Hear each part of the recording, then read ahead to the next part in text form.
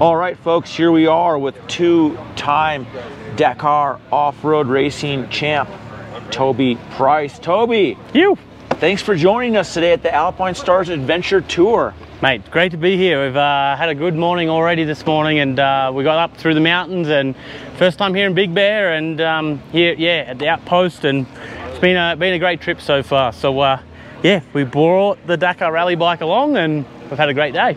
Yeah, you're really showing us off with this trick piece of equipment. What is this thing, man? Yeah, so this is the 2023 version Dakar rally bike. So we just finished at Sonora Rally. So yeah, this is my race bike basically. So after this event's done, it'll go back to KTM, go in a crate, get air freighted back to Austria, and then start to get rebuilt for the next race, which is down in Argentina. I think it's like late August. So yeah, we've got a little bit of a break now, which is nice. So it's nice to come here, slow down a little bit, relax and enjoy it, hang out with good people, everyone here at Alpine Stars, testing out all the new adventure riding gear and everything. So at the moment, the jacket is over there, but yeah, this is underneath, and yeah, it's unreal. The ventilation, this stuff is really good, and we're enjoying it. Sick. Can you walk us through your bike here?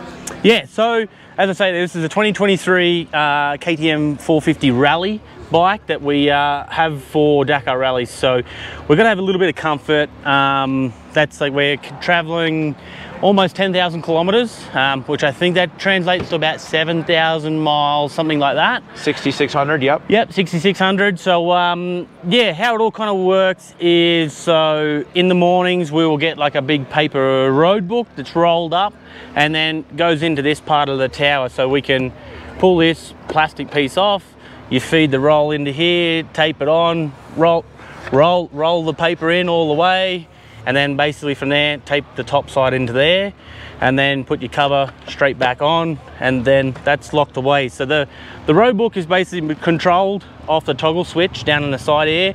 So when I start in the morning and then I want to get to my next note, I basically push that forward, rolls the road book through, then takes me through my notes. So it's basically split up into 3 columns, and then kilometers is on the left side. So I run my kilometers on this ERTF up here.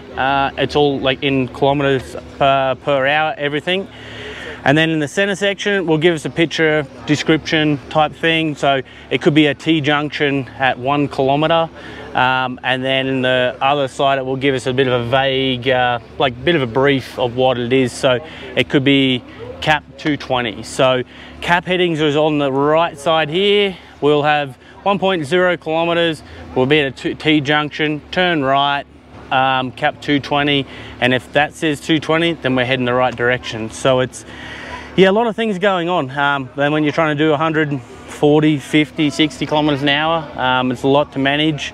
So if we do have a mistake, go the wrong way, then basically all these buttons come into play. Then this is my controls for, say that T-junction, I turned left and went 100 meters down the track, turned around and came back 100 meters. That then puts my kilometers and distance out by 200 meters.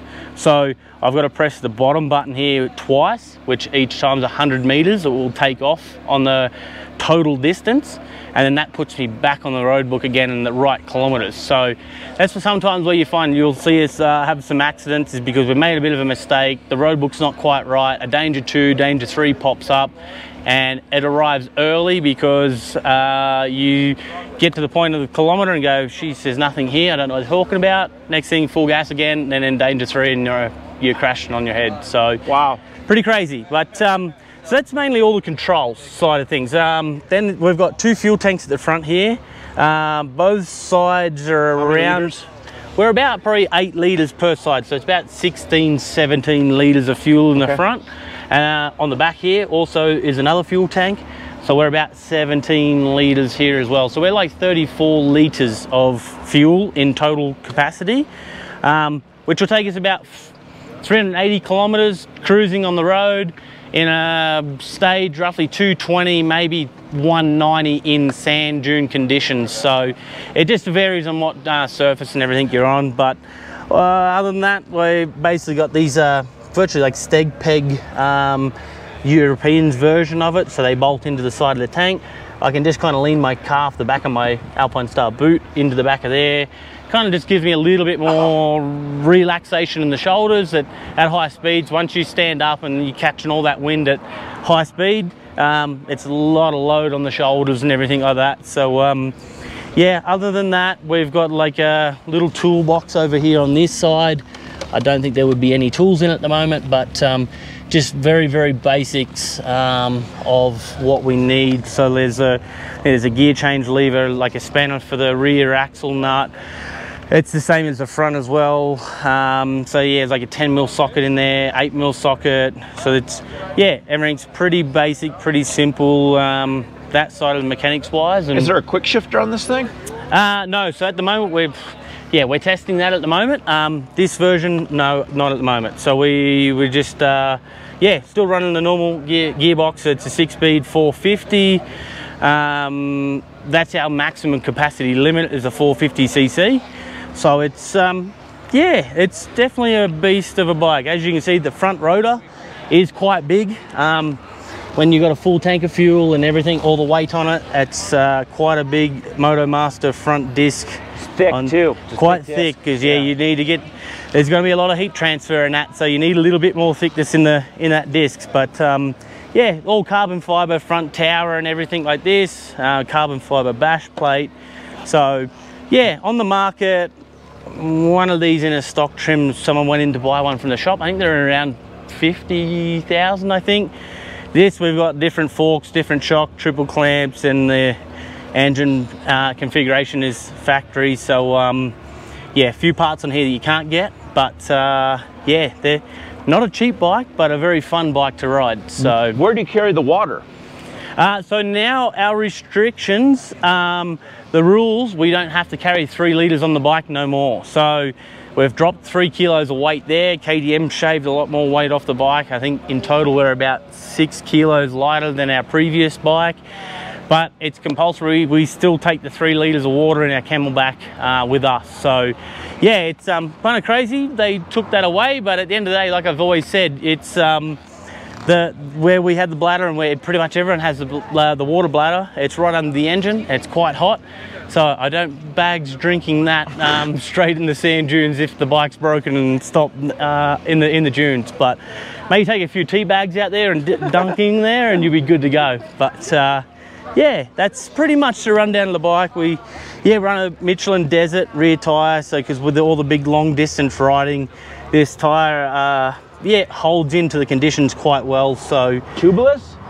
Yeah, so the rear is, yeah, they're tubeless, and also the front. So we've got different compound mousse, more or less, to what is on the market, because such high temperatures, it does build up quite a bit of heat. So they do decide to disintegrate sometimes, but we get through no problem now and have a lot of fun. And that's about it, pretty much. The foot pegs are a bit wider.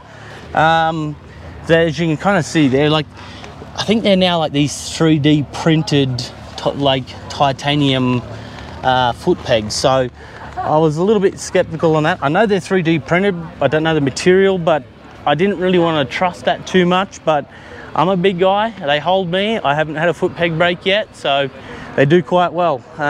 What's up with this lengthened swing arm? Look at this thing. It's welded. Yes. Extra long. A little bit longer. Yeah, I like, for me, my theory is I hate crashing, but I would rather crash in a corner where I'm doing 30, 40, 50 kilometers an hour than crash at 120, 30, 40, 50 kilometers an hour. So that for me just adds a little bit more stability at high speed.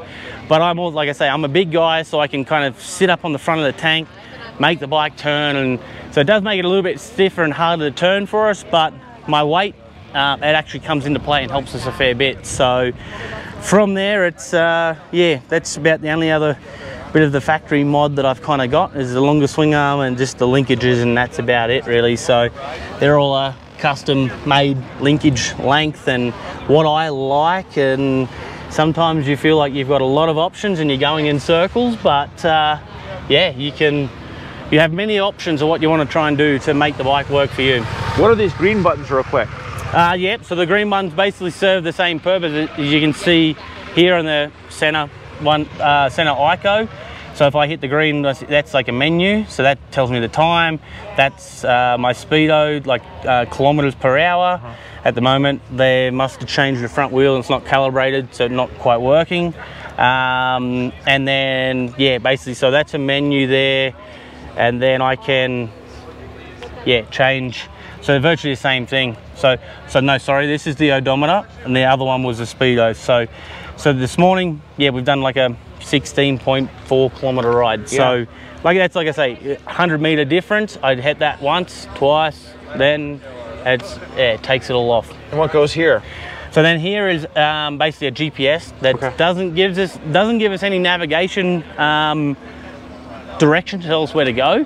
It actually just kind of like locates where we are at all times. So if we do have an accident or crash, they can kind of catch us quite quickly and render assistance if we need it. So it also then, a GPS code gets logged into that and then that basically gives us our track for the day with all these invisible waypoints that you need to find along the whole way. So it's like trying to find a needle in a haystack and can get quite difficult. So it's very easy to get lost in this sport. I've done it numerous times, and I'm sure I haven't had my last day of getting lost, but it is what it is. It's a fun bike. It's really nice, and WP does all the suspension. So it's 52mm forks in the front, a factory rear shock. It's all tucked in up underneath there in the tank, so it's kind of hard to get to. But yeah, other than that, that's pretty much a rundown of a factory 450 KTM rally bike. Top speed on this? Top speed, say kilometers now. We've got a speed limit of 160 kilometers an hour. So the bike will go faster, but it basically, we have a speed limiter on the bike that it will get to about 158, and that's where we're at. So yeah, the front button over here also, I'll show you this one, I forgot about here. This is basically a speed limiter as well. So if I hit this, turn that on, then first gear, the bike won't go over 30 kilometers an hour. Second gear won't go over 40 kilometers an hour. Third gear is 50. Fourth gear is 90. Fifth gear is open.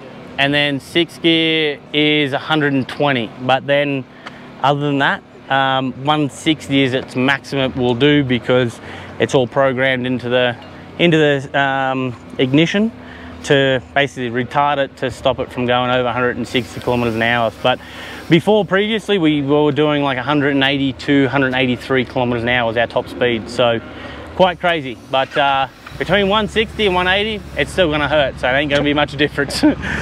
Yeah. Toby, thank you for giving us a rundown of this 2023 Red Bull KTM Factory 450 race bike. For everyone at home, this is not the 450 race replica that you can buy. This is actually the race bike. Yep. Thank you, Toby. No worries, guys. Enjoy. Thank you for having us.